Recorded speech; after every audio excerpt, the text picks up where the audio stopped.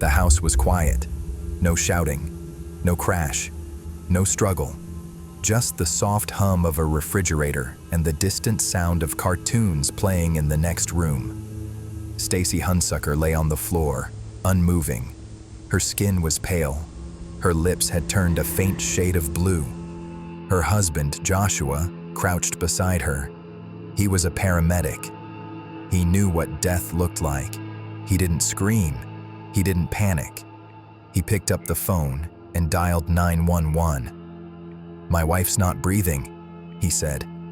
"She's had heart problems before." By the time help arrived, Stacy was gone. She was 32, a mother of two, healthy, bright, full of life, and now, suddenly, dead.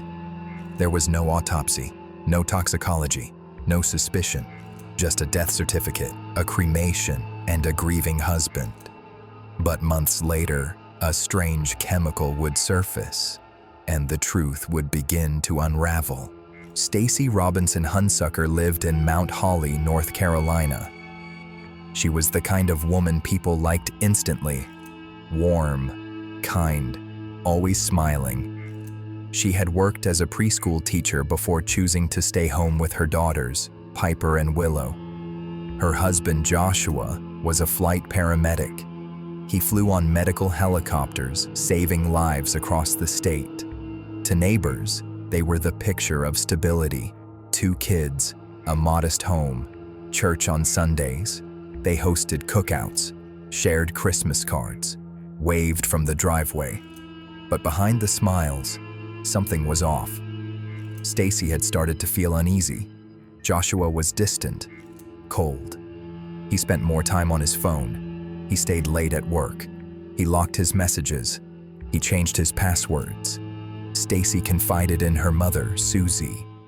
"I don't know what's going on," she said, "but something's not right." She began keeping a journal. She wrote down everything, his moods, his absences, the things he said. She didn't know what she was building, but she knew she needed a record. It was a warm morning in September 2018. Stacy had just finished breakfast. The girls were playing in the living room. Joshua was home. At some point, Stacy collapsed. No one saw it happen. One moment she was standing. The next, she was on the floor. Joshua called 911. His voice was calm. He told the dispatcher she had a heart condition. He said she wasn't breathing. He didn't attempt CPR. When paramedics arrived, Stacy was already gone. Joshua told them she had a history of heart problems. He declined an autopsy. He said she wanted to be cremated. The doctors signed the death certificate. Cause of death, cardiac event. No further questions. Within days, Stacy's body was cremated. No toxicology, no second opinion, just ashes in an urn. Joshua collected $250,000 in life insurance. He returned to work. He smiled in photos. He moved on. Susie Robinson couldn't sleep. Her daughter had never been that sick.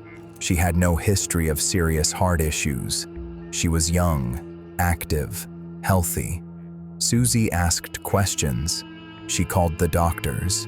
She reviewed the death certificate. She read Stacy's journal. The entries chilled her.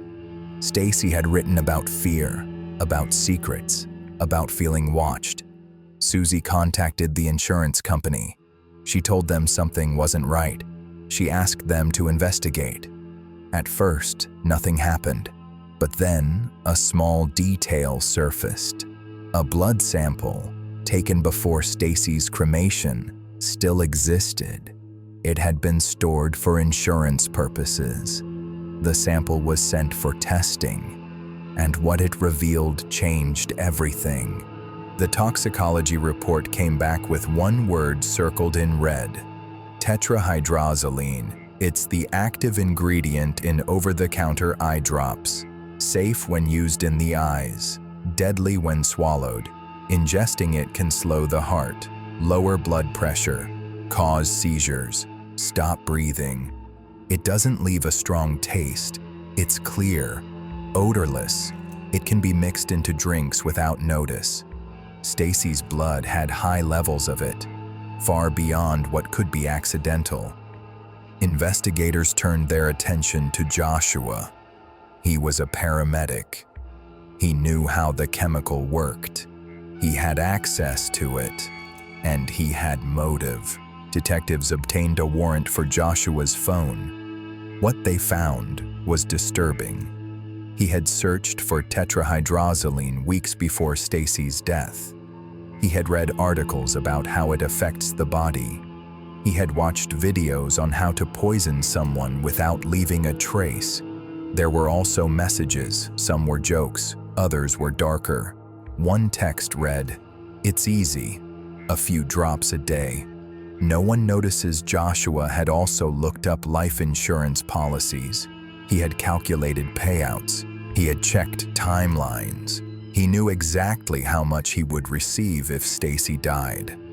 The evidence was digital, but it was damning. Tetrahydrozoline is found in eye drops like Visine. It's meant to reduce redness, but when swallowed, it becomes dangerous. It slows the heart. It lowers blood pressure. It can cause seizures, coma, even death. It's colorless. It has no strong taste. It dissolves easily in drinks. Joshua had access to it. He worked in emergency medicine. He knew how to use it, and he knew how to hide it. Investigators believed he added small amounts to Stacy's drinks over time. Not enough to kill her instantly, just enough to weaken her, to make her tired, to make her heart struggle. Then, on that September morning, he gave her one final dose. Enough to stop her heart. Enough to make it look natural. In 2023, while awaiting trial, Joshua did something unthinkable. He allegedly poisoned his own daughter. The girl had been visiting Stacy's parents. She came home with a drink. Later that night, she got sick. Very sick.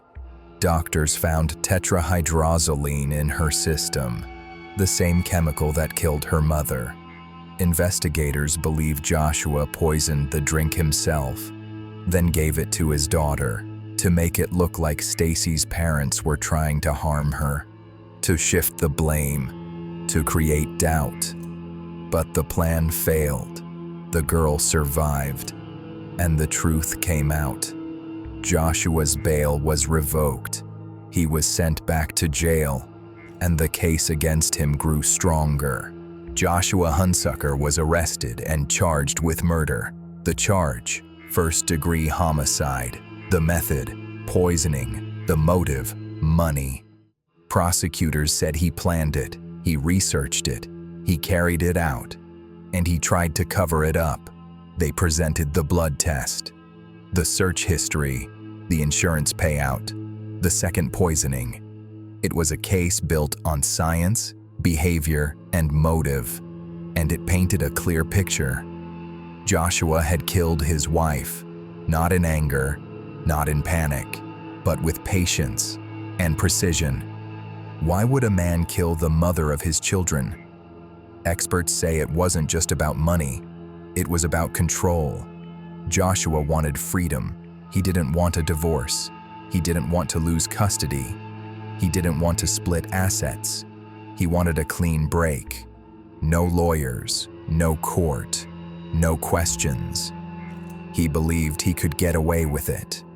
He believed no one would look deeper. He believed Stacy's death would be forgotten. But he underestimated her mother. He underestimated the science. And he underestimated the truth. Stacy Hunsucker's story is more than a crime. It's a warning. She was a mother, a daughter, a friend. She trusted the man she married. She shared a home with him. She raised children with him. And he used that trust to end her life.